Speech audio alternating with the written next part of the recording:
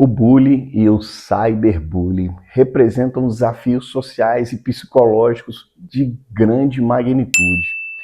Ele afeta profundamente o desenvolvimento e o bem-estar de crianças e adolescentes.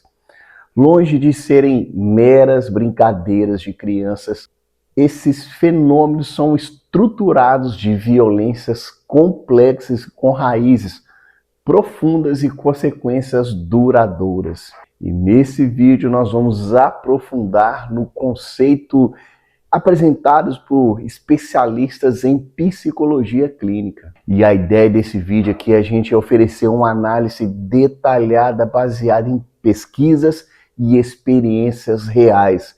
O nosso objetivo é munir pais, educadores e comunidade com o conhecimento necessário para identificar, compreender e intervir de forma eficaz, promovendo ambientes mais seguros e saudáveis. A psicologia clínica ela documenta que o bullying ele difere significativamente da percepção comum. Não se trata apenas de um conflito isolado, mas sim de uma dinâmica de violência estruturada. E para ser caracterizada como uma situação de bullying, 3 critérios essenciais devem estar presentes de forma simultânea: a intencionalidade, a repetição e o desequilíbrio de poder. No caso da intencionalidade, o agressor ele age de forma deliberada e consciente, com o propósito de causar dano ou um certo desconforto para a vítima. E a ação ela é sempre planejada e o agressor ele tem plena ciência das suas motivações e dos efeitos dos seus atos. Já na repetição, a agressão ela não é um evento único, mas sim um padrão de comportamento simultâneo e contínuo. Ocorre repetidamente contra o mesmo alvo ao longo de um determinado tempo, estabelecendo uma estrutura de perseguição e de intimidação. E o terceiro é o desequilíbrio de poder. Existe uma disparidade da força entre o agressor e a vítima, seja ela uma força estrutural do tamanho físico da pessoa ou social. E esse desequilíbrio faz com que a vítima ela sinta-se totalmente impotente e incapaz de se defender. E quando esses 3 elementos eles se convergem, a situação ela transcende de um simples desentendimento e se configura como bullying. E o impacto no cérebro da vítima ele é profundo.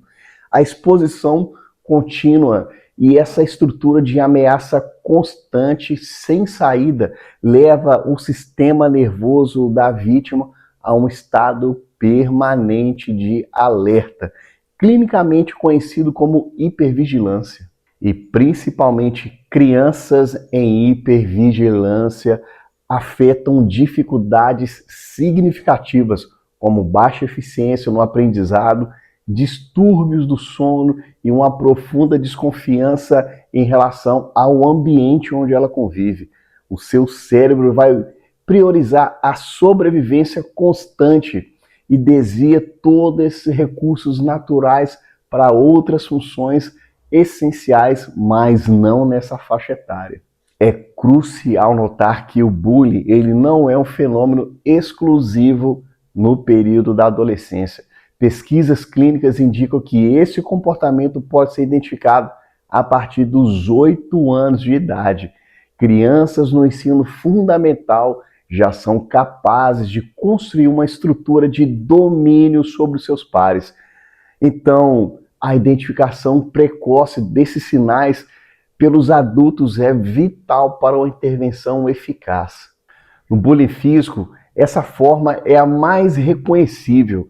Isso envolve uma agressão direta ao corpo da vítima e ao pertence dela. Inclui também agressões corporais com socos, chutes, tapas, empurrões, beliscões e a destruição dos seus pertences, rasgar mochilas, danificar o seu material escolar, quebrar celular. E o ataque aos objetos pessoais de uma criança é, na verdade, um ataque à sua identidade e ao seu senso de segurança. E os meninos estão mais frequentemente envolvidos no bullying físico tanto como o agressor quanto as vítimas.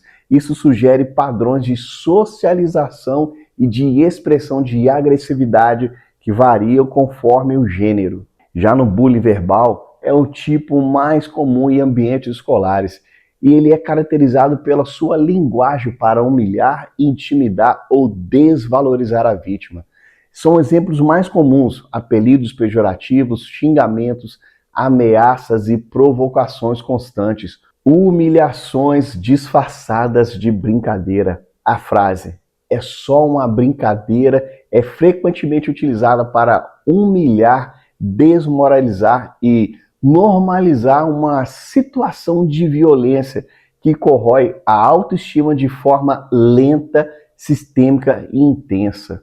A linguagem, nesse contexto, torna-se uma ferramenta de destruição, palavra por palavra, dia após dia. Existe também uma forma de bullying verbal que ocorre em silêncio, mas deixa rastros concretos. Bilhetes humilhantes e desenhos ofensivos são materiais que circulam entre grupos e que a criança só percebe quando já é tarde demais para reagir. E esses rastros, eles podem e devem ser usados como evidências em um processo de intervenção. O bullying social ou relacional é considerado o mais invisível de todos. O bullying social, ele ataca a necessidade fundamental de pertencimento do indivíduo. As suas manifestações incluem a exclusão deliberada, onde a criança que nunca é chamada para participar de um grupo ou de uma determinada atividade, a disseminação de rumores, que é espalhar fofocas ou informações falsas com o intuito de prejudicar a reputação da vítima, e a manipulação social, que é articular para que os outros colegas se afastem do alvo, promovendo ali um isolamento. Do ponto de vista existencial, o isolamento forçado é uma experiência mais devastadora que um ser humano ele pode vivenciar. E para o cérebro de uma criança, de um adolescente, ser retirado de um grupo, ele é percebido como uma ameaça à sua sobrevivência, gerando sofrimento profundo e duradouro. Já o cyberbullying é a extensão digital do bullying, que ele é caracterizado pela ausência de limites de tempo e de espaço. E ele invade a vida da vítima 24 horas por dia, 7 dias por semana, seja dentro da sua casa, na sua cama, no silêncio da madrugada. E as formas do cyberbullying são variadas e impactantes. Mensagens ofensivas e ameaçadoras, divulgações de fotos ou vídeos constrangedores sem consentimento da vítima, a criação de perfis falsos justamente para humilhar e difamar, espalhar notícias falsas, as famosas fake news, para destruir a reputação, conteúdo que viraliza. A velocidade com que um conteúdo ofensivo se espalha online é incontrolável e, na maioria das vezes, irreversível. E um fator muito importante que diferencia o cyberbullying é o anonimato. Pesquisas em psicologia social documentam fenômenos de desindividualização. Quando um agressor ele está protegido pela tela e não pode ser identificado, automaticamente a sua inibição social ela diminui de forma drástica. E isso leva com que ele cometa atos cada vez mais cruéis, jamais praticados presencialmente, porque ele não enfrenta ali frente a frente a sua vítima. Então ele não sabe qual que vai ser a reação da vítima. E isso faz com que essa crueldade ela torne-se cada vez mais intensa. A Pesquisa Nacional de Saúde do Escolar, PENSE 2024, realizada pelo IBGE, com mais de 150 mil adolescentes brasileiros entre a faixa etária de 13 a 17 anos, revelou dados alarmantes e absurdos sobre o cyberbullying. Cerca de 1 a cada 8 adolescentes brasileiros relatou ter sofrido bullying nas redes sociais. As meninas, elas são mais afetadas, com um número de 15,2% de vitimização. Os alunos de escolas públicas relatam mais cyberbullying do que os alunos de escolas privadas. Isso indica que o acesso à tecnologia, ela democratizou a exposição ao risco e não apenas das informações, também um aumento no cyberbullying. Além dessas formas gerais, o bullying também ele pode ser direcionado às características mais específicas da identidade da vítima. Isso acaba intensificando o preconceito e a discriminação. Existe o bullying racial e étnico. O bullying por orientação sexual inclui a homofobia, a transfobia, com ataques que são direcionados à identidade sexual e do gênero da vítima. E o bullying sexual, que envolve assédio, comentários indesejados de natureza sexual e toques inapropriados. Já no bullying psicológico, opera por meio de perseguição, manipulação emocional e chantagem, visando minar a saúde mental da vítima. A pesquisa PENSE 2024 também revelou os principais motivos relatados pelas vítimas para o bullying. A aparência do rosto ou cabelo, com um número de 30,2% dos casos. A aparência do corpo, 24,7% dos casos. E um dado particularmente perturbador é que 20,3% dos estudantes que sofreram bullying, eles afirmaram não saber o motivo de terem sido atacados. E essa ausência de um motivo identificado é a manifestação mais pura e cruel do desequilíbrio de poder, onde a vítima ela é escolhida, humilhada e excluída sem qualquer razão aparente, tornando-se essa experiência ainda mais incompreensível e dolorosa. É fundamental compreender que o bullying psicológico é o componente presente em todas as outras formas de agressão. Independentemente do método, o objetivo final é sempre o mesmo: subjugar, dominar o outro e comprometer a sua integridade existencial e psicológica. A dinâmica do bullying ela é complexa e envolve um tripé de atores: o agressor, as vítimas e os espectadores. E compreender cada um desses papéis, desses atores, é essencial para desvendar essa estrutura de violência e planejar uma intervenção eficaz. O agressor, ele utiliza a intimidação como uma ferramenta para construir a sua imagem social. A agressão não é aleatória, ela serve de um propósito social, seja ela buscar por um prestígio, uma posição de poder no seu grupo, ou, no mínimo, um medo que garante o seu espaço. E existem dois perfis distintos de agressores. O agressor circunstancial, ele também já foi uma vítima, seja ela vítima de uma pressão interna ou com perdas significativas na família, situações de violências domésticas ou momentos de crise familiar. A sua agressividade, ela possui uma raiz identificável. Então, por isso, é muito mais fácil com que esse agressor circunstancial ele reaja muito bem a uma intervenção clínica. Já o agressor transgressor, ele apresenta um quadro ainda mais complexo. Ele demonstra prazer no sofrimento alheio e possui uma capacidade elevada de manipular o ambiente justamente para evitar a sua identificação. E ele é popular, inteligente e agradável aos olhos dos adultos. E esse é o perfil mais difícil de alcançar, pois ele coordena e articula, manipula todas as outras pessoas ao seu redor. E quando esse comportamento é detectado, ele nega com muita facilidade. E eu deixo aqui um alerta aos pais, mas não serve como uma regra geral. É muito perigoso presumir que os filhos populares, os ditos bonitos e os socialmente bem-sucedidos não estejam machucando uma outra pessoa. Essa suposição ela pode cegar os adultos para uma realidade do agressor transgressor. Ele opera de forma muito sutil e manipuladora. E todos esses dados foram pesquisados de forma clínica baseados em evidências. Já a vítima, ela encontra-se em uma posição de desequilíbrio de força, e isso faz com que ela seja impedida de se defender. E existem dois tipos principais de vítimas. A vítima passiva, que é o perfil frequentemente descrito, insegura, retraída e que reage à agressão com choro e isolamento. E ele observa a violência sem conseguir se proteger ou retalhar essa violência. Já a vítima agressora, ela sofre bullying, mas também ela pratica a violência como um mecanismo de defesa. É um mecanismo reativo da autoproteção. Ela se encontra entre dois mundos, sendo agredida e agredindo.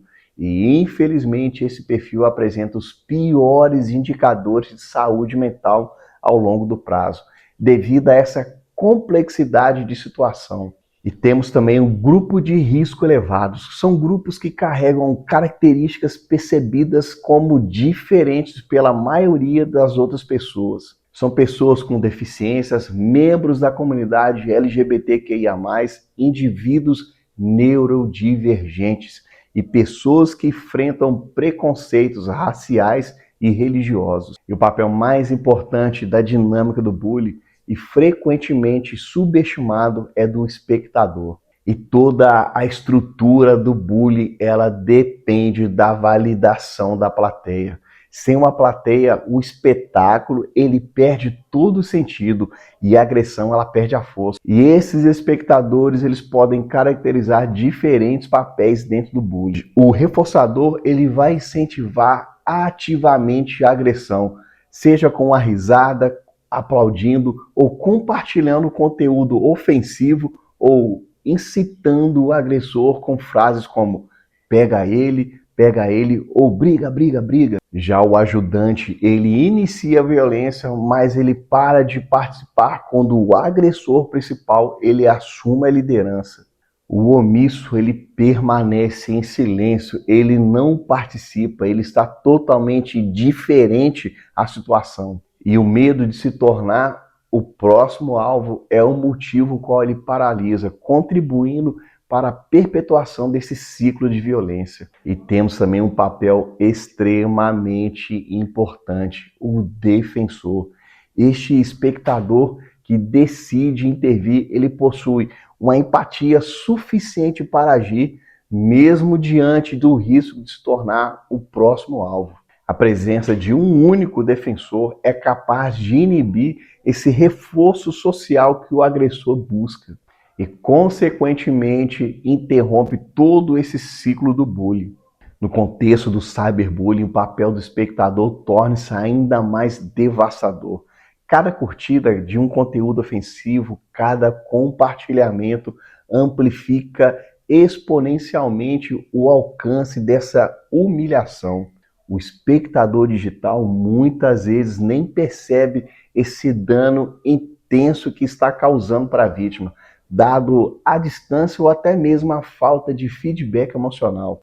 Os impactos do bullying vão muito além desse ambiente escolar. Eles deixam marcas profundas no corpo e na mente que persistem por muito tempo. E quando uma criança ela é submetida ao bullying de forma sistêmica, as consequências emocionais e neurológicas elas são severas. A hipervigilância e esse estresse crônico eles comprometem a capacidade de concentração, de memória e de processamento de informações, resultando em uma queda no desenvolvimento acadêmico. O estresse prolongado ele pode manifestar-se em sintomas físicos como dores de cabeça, problemas gastrointestinais, distúrbios do sono e um sistema imunológico enfraquecido. A vítima também ela pode se afastar de amigos, familiares, evitando situações sociais por meio de novas agressões por vergonha. E em casos extremos, o sofrimento intenso pode levar a pensamentos de morte, tentativas de suicídio ou comportamento de automutilação como uma forma de lidar com essa dor emocional. O mais triste de tudo é que essas feridas não somem com o tempo. Elas se adaptam, mudam de forma e continuam a moldar as nossas escolhas, relacionamentos, pensamentos, autoestima por décadas. A legislação brasileira tem avançado nesse reconhecimento do combate ao bullying. A lei número 3.185 de 2015, ela instituiu um programa de combate à intimidação sistêmica, que é o bullying. A lei ela define o bullying como todo ato de violência física, psicológica, intencional e repetitivo que ocorre sem uma motivação evidente, praticado por um indivíduo ou por um grupo contra uma ou mais pessoas e com o objetivo de intimidar ou de agredir, causando dor e angústia à vítima em um ambiente de desigualdade de poder.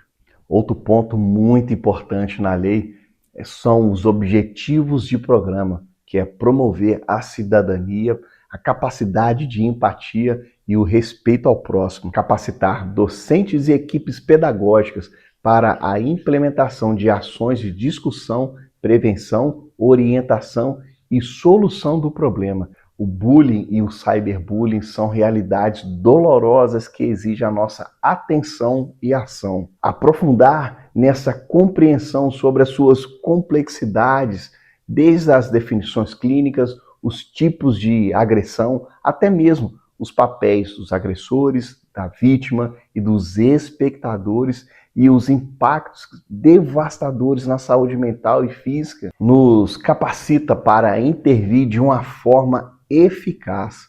Mas a verdadeira mudança, ela tem que partir de nós, pais de crianças e adolescentes, e alertar que a prática do bullying, ela pode ser desastrosa para a vítima.